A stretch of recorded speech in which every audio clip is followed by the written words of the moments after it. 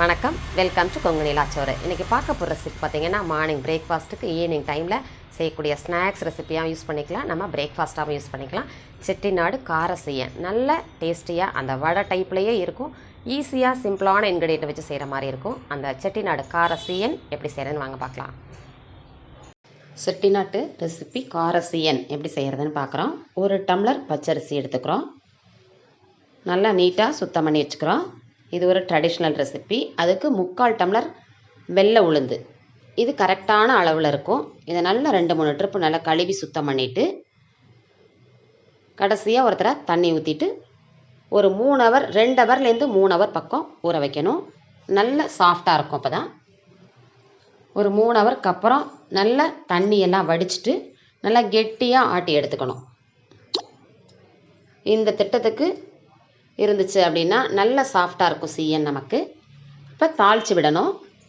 கடாயில் எண்ணெய் விட்டுட்டு 1 ஸ்பூன் அளவு கடுகு, உளுத்தம்பருப்பு ஒரு 2 டீஸ்பூன் அளவுக்கு, கடலைப்பருப்பு ஒரு 2 டீஸ்பூன் அளவுக்கு, இஞ்சி பச்சை மிளகாய் இதெல்லாம் நம்ம டேஸ்ட்டுக்கு இந்த சமயத்தில் போட்டுக்கலாம். பெருங்காயம் ஜாஸ்தியாகவே போட்டுக்கலாம். இதை நல்லா சிம்மில் வச்சுட்டு நல்லா ரோஸ்ட் பண்ணுற அளவு கொண்டு வந்துடணும்.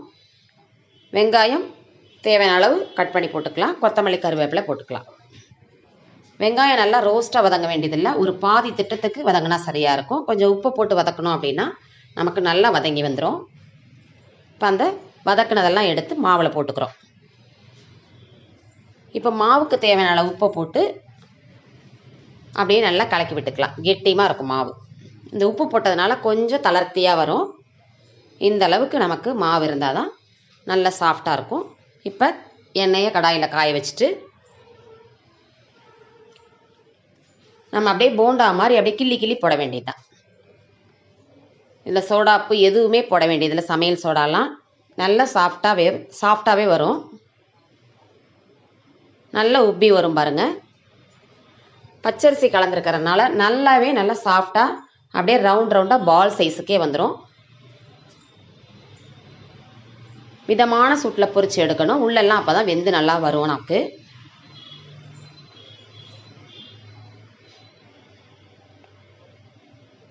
நல்லா எப்படி மெத்துன்னு இருக்குது பாருங்கள்.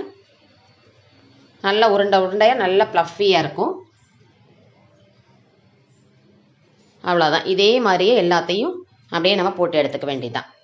பார்க்க நல்லா கலர்ஃபுல்லாக நல்லா மொறு மொறுன்னு இருக்கும். உள்ள சாஃப்டாக எந்த அளவுக்கு சாஃப்டாக இருக்குது பாருங்கள். நம்மளுடைய செட்டிநாடு ட்ரெடிஷ்னல் ரெசிபி கார சீயன் ரெடி ஆகிட்டு.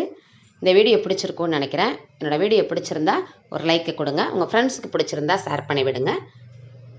நெக்ஸ்ட் ஒரு ஹெல்த்தியான ரெசிபியில் பார்க்கலாங்க.